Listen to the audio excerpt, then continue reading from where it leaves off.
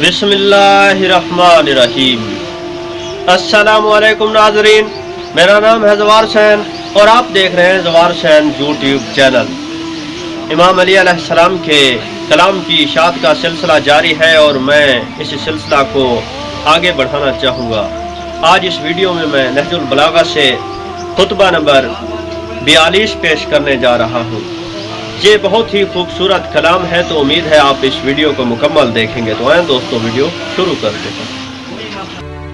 نہج البلاغہ خطبہ رقم 42۔ اے لوگو، مجھے تمہارے بارے میں سب سے زیادہ دو باتوں کا ڈر ہے، ایک خواہشوں کی پیروی اور دوسرے امیدوں کا پھیلاؤ۔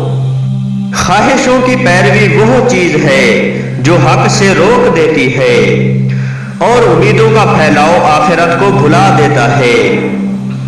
تمہیں معلوم ہونا چاہیے کہ دنیا تیزی سے جا رہی ہے اور اس میں سے کچھ باقی نہیں رہ گیا ہے، مگر اتنا ہے کہ جیسے کوئی انڈیلنے والا برتن کو انڈیلے تو اس میں کچھ تری باقی رہ جاتی ہے، اور آخرت ادھر کا رخ لیے ہوئے آ رہی ہے، اور دنیا و آخرت ہر ایک والے خاص آدمی ہوتے ہیں۔ تو تم فرزند آخرت بنو اور ابنائے دنیا نہ بنو، اس لیے کہ ہر بیٹا روز قیامت اپنی ماں سے منسلک ہوگا۔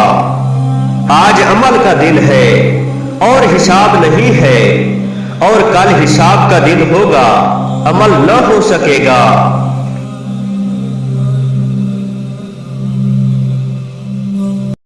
اللهم صل على محمد وآل محمد۔